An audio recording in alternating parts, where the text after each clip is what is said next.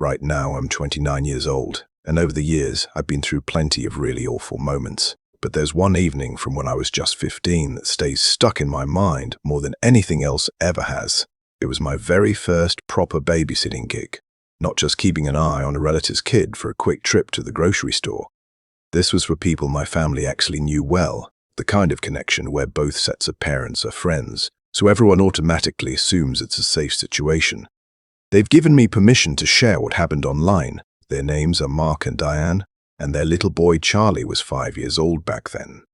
They lived in a lovely home in a peaceful, ordinary part of town. Thinking about it now, I realize that's part of why the whole thing shook me up so much. The place didn't give off any bad feelings. It didn't seem like somewhere scary things could occur. It felt totally regular, just like the neighborhood I grew up in myself. It happened on a Friday evening during the beginning of autumn. My mum and dad dropped me off close to 6:30, and Mark and Diane were already dressed nicely for their night out. Mark gave my hand a firm shake like I was interviewing for a grown-up position.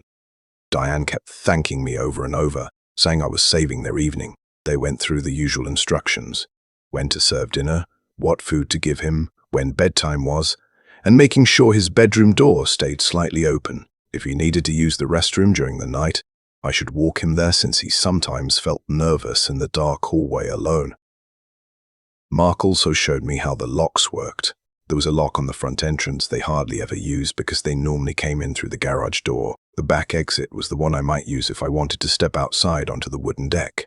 He explained I'd need to fasten both locking parts, pointing to the heavy bolt near the top and the regular twist lock lower down. I nodded along like I totally got it. To me, it seemed simple. What's the big deal about a lock? They headed out around 7 o'clock, the second their vehicle disappeared down the street. Charlie asked if we could play board games and also hide and seek.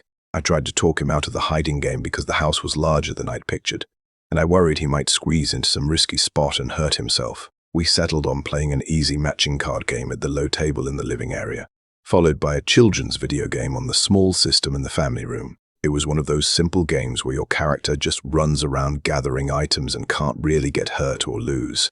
Close to 7:45, I warmed up the meal Diane had prepared ahead of time. It was the classic babysitter meal macaroni with cheese sauce and breaded chicken pieces, basically foolproof food for kids. Charlie ate while watching television, which his folks probably didn't usually allow. But I wasn't trying to be the strict rule enforcer on my very first paid sitting job. After we finished eating, we brushed his teeth together and headed up to his bedroom. His room was on the upper level. The house had this long hallway stretching past a couple of other bedrooms and a bathroom. Charlie's space was all the way at the far end, and inside it there was a small closet with doors that slid sideways. From what I could see earlier when he reached in for a toy, it was filled mostly with his small clothes and some plastic storage containers on the high shelf. His room also had a laundry basket in the corner near his chest of drawers, a tall one with a cover on top. A gentle yellow night light sat on his dresser, giving off a soft glow. I pulled the covers up around him and read a brief storybook aloud. As I turned to leave, he asked me to stand in the hallway for just a little while, so I stayed right outside his doorway and listened to him moving around under the blankets for maybe half a minute. Then everything got quiet and I figured he'd drifted off to sleep. I left his door slightly ajar, just like his parents had requested. Diane had shown me the spare bedroom where I could relax once Charlie was asleep. It was further down the same hallway, closer to the staircase. The room had a small television set, the kind people keep in extra rooms, and a bed with a quilt that looked like nobody ever slept under it. I switched the TV on and flipped through the channels until I landed on some random program. I stretched out on top of the bed covers with my shoes off and my phone tucked in my pocket. For a moment it felt like the hardest part of the job was already over, but that easy feeling only lasted about 40 minutes. I was sort of watching the screen when I heard quiet footfalls in the corridor. I looked up and there was Charlie standing in the guest room doorway. He was rubbing his eyes with one hand and clutching a stuffed toy with the other. But his expression didn't seem tired. He looked frightened. I asked him what was bothering him. At first he didn't step inside. He just whispered my name softly. I waved for him to come closer, and he crept in carefully, like he didn't want to turn his back toward the dark hallway behind him. He told me he'd heard a noise coming from inside his closet. I tried to calm him down by explaining that old houses often make creaking sounds as they settle, that it was probably just the building shifting. He shook his head quickly and insisted it wasn't that kind of sound, it was more like something scratching. I still figured it was just his young imagination running wild like kids often do. I told him there were absolutely no monsters hiding in his closet and asked if he wanted me to look inside to prove it. He gave a small nod and I walked him back to his room. I switched his overhead light on bright and stared at the closet. Both sliding panels were shut tight. I pulled one open and glanced inside. Honestly, I only took a fast look, because I was certain nobody could be in there, and all I saw was a bunch of hanging clothes. I even pushed some shirts aside like I was doing a proper search. I slid the door closed again and saw his shoulders relax with relief. I tucked him back under the covers and returned to the guest room, but only 15 minutes later I heard footsteps once more. This time Charlie entered the room faster, and he seemed more upset than before. He said, "Chris." The closet door moved by itself. I sat up straight and tried not to let any frustration show on my face, even though for a split second I did feel a little annoyed. I made myself stay gentle and said, "All right, let's go take another look." We walked back down the hall together, and when we reached his doorway, I stopped short. The closet panel was wide open now. One of the sliding sections had been pushed completely to the side. I stared at it for a moment, and I remember my stomach giving this weird little lurch, not because I instantly thought a person was hiding inside, but because it didn't match what I clearly remembered doing. I knew for sure I'd closed it tight. I glanced at Charlie and asked why he'd opened it again, using a tone that suggested I wasn't pleased, but the way he insisted he hadn't touched it didn't sound like he was making up a lie. I walked over and slid the door shut myself, but here's the thing, the way it moved when I closed it didn't feel like something that could have swung open by accident. I gave Charlie a look meant to say I thought he was playing a trick on me, maybe trying to spook the babysitter. I tucked him in again and told him he was safe and should try to sleep. I left the room, and as I walked back toward the guest bedroom, I caught myself straining to hear if anyone was following behind me in the hallway. I told myself to knock it off. I was just a 15-year-old kid in a friend's house on a safe street. About 10 minutes after that, instead of hearing footsteps, I heard Charlie's voice calling out. It wasn't a loud scream, but more of a shaky, raised voice, like he was fighting not to yell, but really needed help. It came from his bedroom down the hall. I stood up and hurried out. As I got nearer, I could hear him softly crying. I stepped into his room and saw him sitting upright in bed with wet streaks on his cheeks. Right away, I looked over at the closet. The door was shut again. That should have made me feel better, but somehow it didn't. I said softly, "Hey there, what's going on?" He didn't answer right away. He just lifted his arm and pointed toward the far corner of the room. I followed his finger, and for a moment my mind couldn't quite understand what my eyes were seeing. There was a laundry basket standing in that corner, and squeezed into the narrow gap between the basket and the wall was a person crouched down low. They were hiding there, trying to shrink themselves into the smallest shape possible. The first thing I noticed was a shoulder, then their shoes, then part of their face half hidden from view. But I could clearly see their eyes staring straight at me. The whole thing lasted maybe 2 seconds before my body took over. I didn't let out a scream. I just instantly decided it was time to move fast. So I reached out, grabbed Charlie with both arms, yanked him up from the bed, and lifted him like he weighed almost nothing. I backed away toward the doorway, never once looking away from that corner. The person surprisingly didn't jump up or run at first. They just stayed crouched there like, if they stayed perfectly still, we might somehow forget they existed. I rushed us both toward the guest room and turned the lock on the door. I did my best to keep Charlie quiet while I dialed 911 with shaking fingers. I told the person on the phone that a stranger was inside the house. I gave them the street address and explained I was babysitting, and there was a man hiding in the child's bedroom. The operator asked if the intruder was holding any kind of weapon. I said I hadn't seen one. She asked if we were currently safe. I told her we were locked inside an upstairs bedroom. She instructed me to stay on the line with her.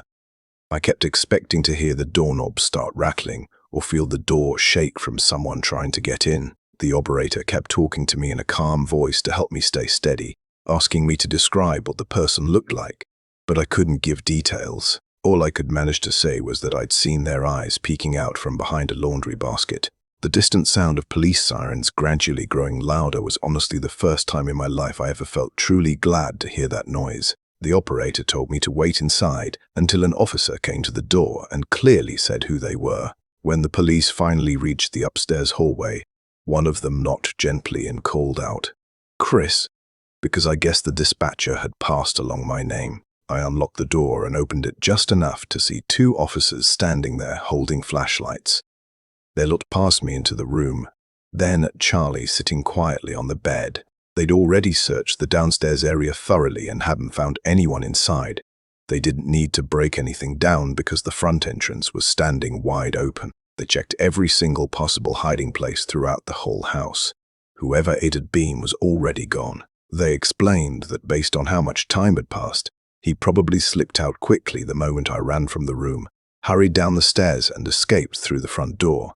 When Mark and Diane returned home, they pulled up to find police vehicles parked outside and officers inside their living room. Lots of strong emotions filled that space for sure. Mark asked me questions I couldn't really answer well, just like the police had done earlier. One of the officers asked about how the locks were set up and how someone might have gotten inside. Mark immediately walked over to the back door to check it himself. I followed him because I felt I needed to see for myself.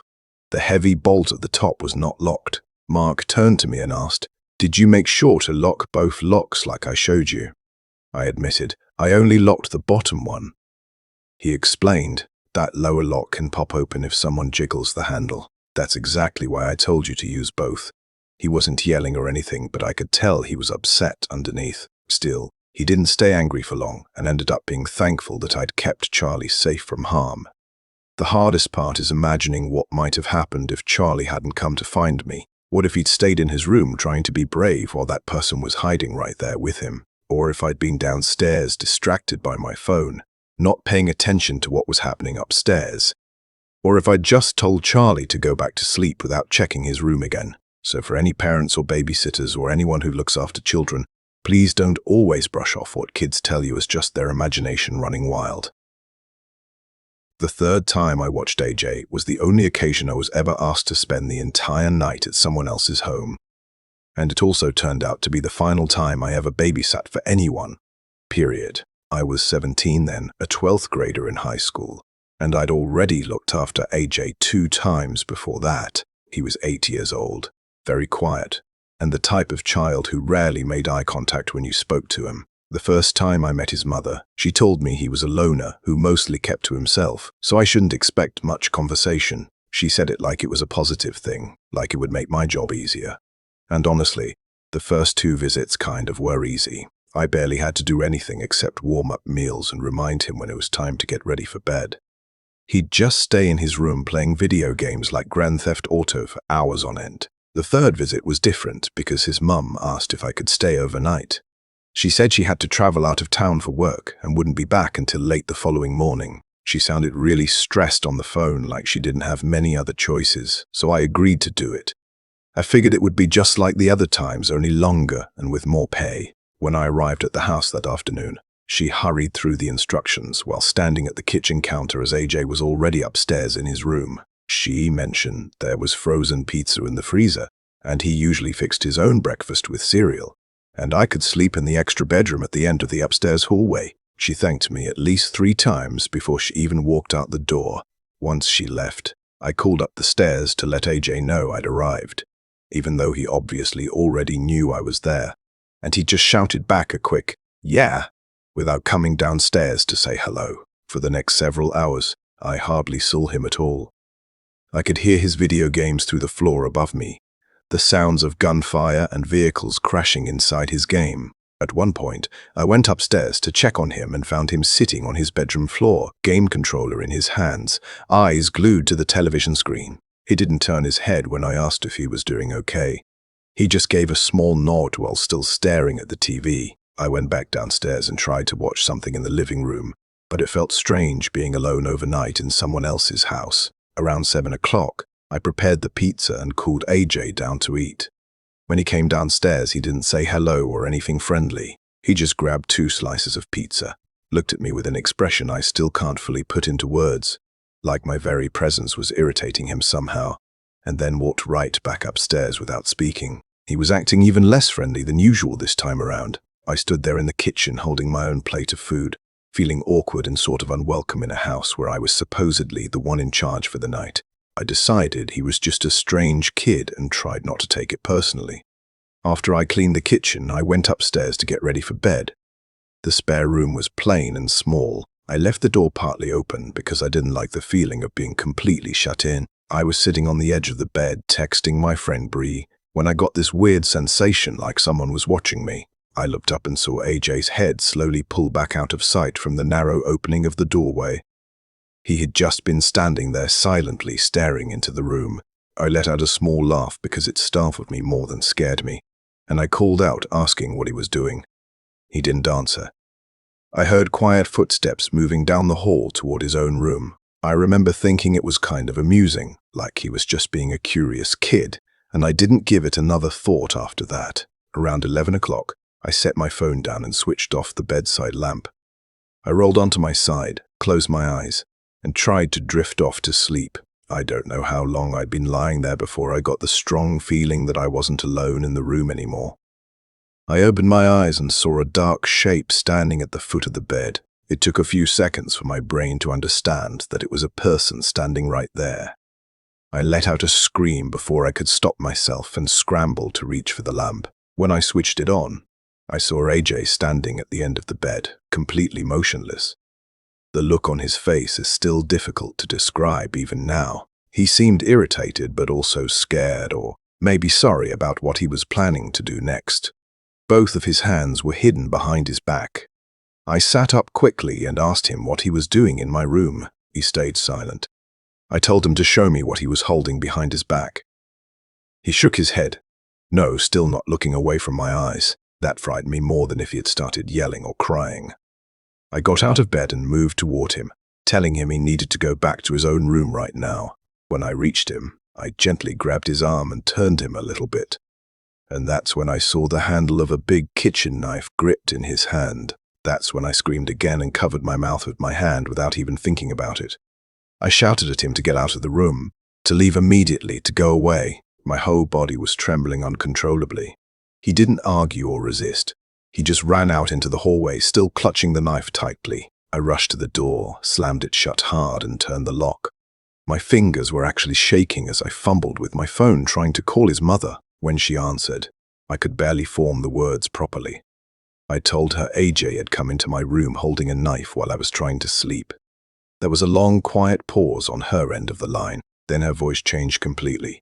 She sounded horrified, like she'd been bracing for something bad to happen, but not something this extreme. She kept saying sorry over and over, telling me how truly sorry she was, and that she believed every word I was saying. I told her I couldn't possibly stay in that house any longer. I didn't care about getting paid or anything else. I just needed another adult to come take over watching him. She didn't try to convince me to stay. She said she would call her former husband right away and have him come over immediately.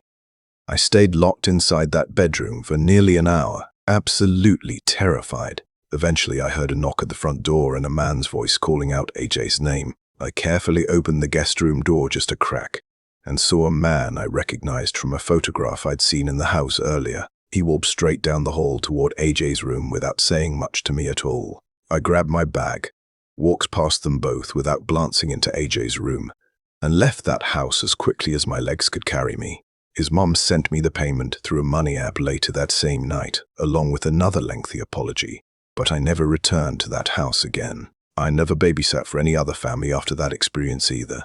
Sometimes I feel like I came dangerously close to ending up as one of those tragic news stories online about a babysitter who was killed by a child they were watching.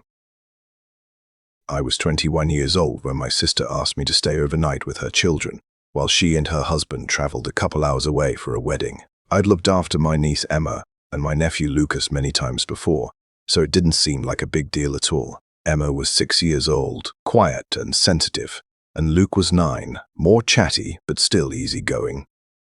They live in a typical suburban home in a calm neighborhood, not far from where we grew up as kids. My sister walked me through their usual evening routine before leaving, since this time I'd be staying the whole night. Leftover Chinese food for dinner, no frightening television programs, and bedtime by 9 o'clock. She reminded me that Emma sometimes felt nervous after dark and might call for me once or twice during the night.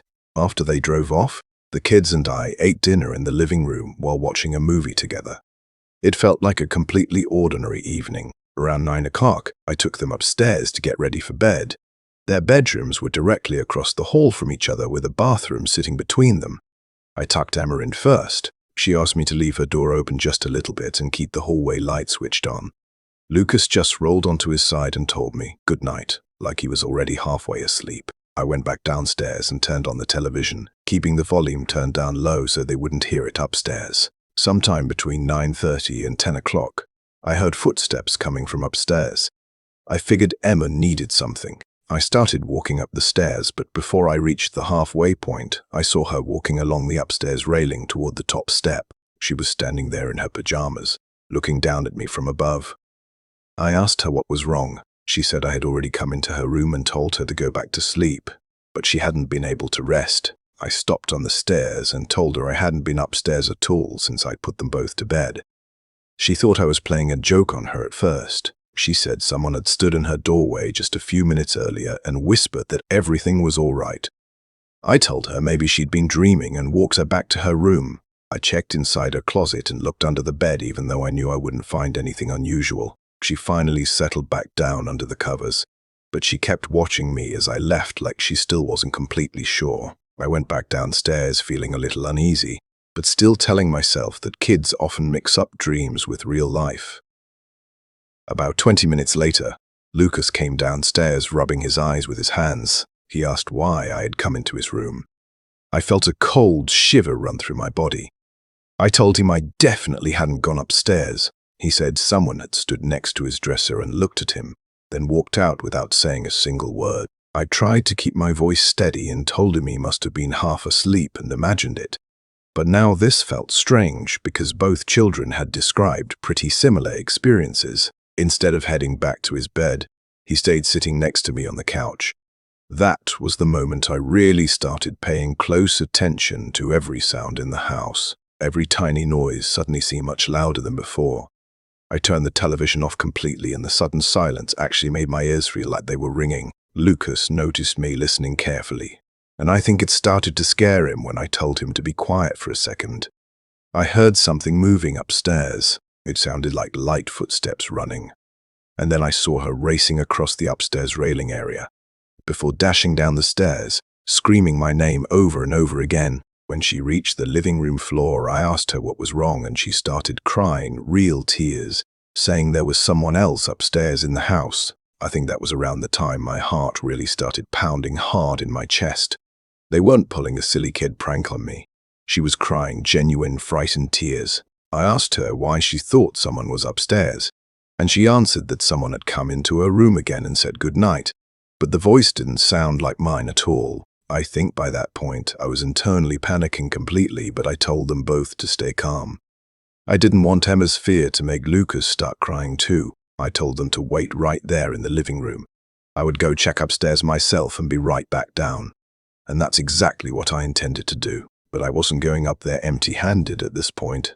I went into the kitchen, quietly took a knife from the block, and held it in front of me as I walked back through the living room and started up the stairs. The kids were still sitting together on the couch.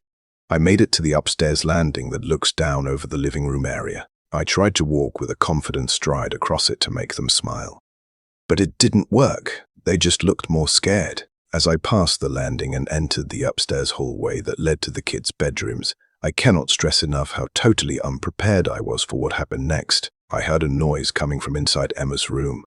I leaned in to look and thought I saw something or someone moving inside. I whispered hello quietly so the children downstairs wouldn't hear me, but I definitely wasn't expecting anyone to answer back. In a very strange, high-pitched voice that still clearly belonged to an adult man, someone replied, "Aren't they just so special?"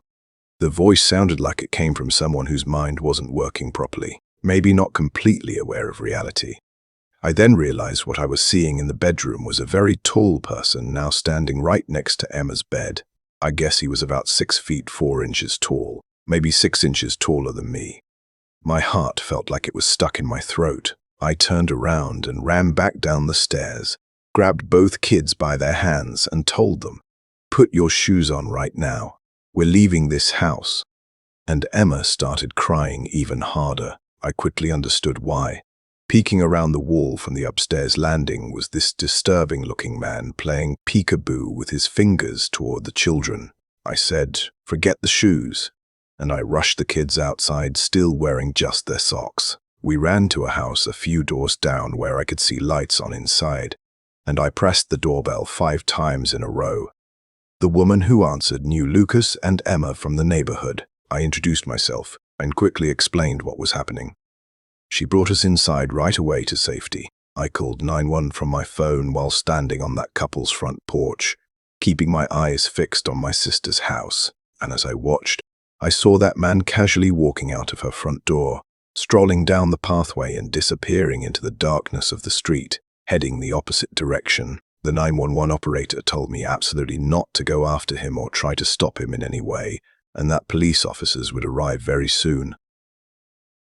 But honestly, I still regret listening to that operator. I should have followed that awful person down the street. I should have acted like a protector and stopped him myself. But realistically, I had no idea if he was carrying a weapon or not, and based on how he spoke, I choose to believe he was someone with mental challenges who had simply walked right into the house uninvited. I stayed on the porch watching that man until he vanished down a side street that crossed the main road. And I told the operator exactly which street he'd taken. She kept making it sound like the police would be heading that way immediately. But it took so long for them to show up that by then that man was long gone, possibly already inside one of the nearby houses for all anyone could tell. I wasn't satisfied with how slow the police response was, and I made sure to tell the officers that when they finally arrived, I went back into my sister's house with them to look around, and nothing appeared to be disturbed or out of place, and there was nobody else inside the building. Of course, given everything that happened, I drove the kids over to my parents' house to spend the rest of the night there. We absolutely were not going to sleep in that house again that evening, no matter what. And somehow there was even some blame placed on me that the one night I was watching them, a stranger managed to get inside the house. However, I strongly believe that man had already been inside before I even arrived that evening. I didn't go around carelessly unlocking doors or anything like that. Ever since that night, my sister and my brother-in-law have become extremely focused on home security. They've installed at least 6 different cameras all around the house, both inside rooms and outside the building. But honestly, who could really blame them after going through something like that?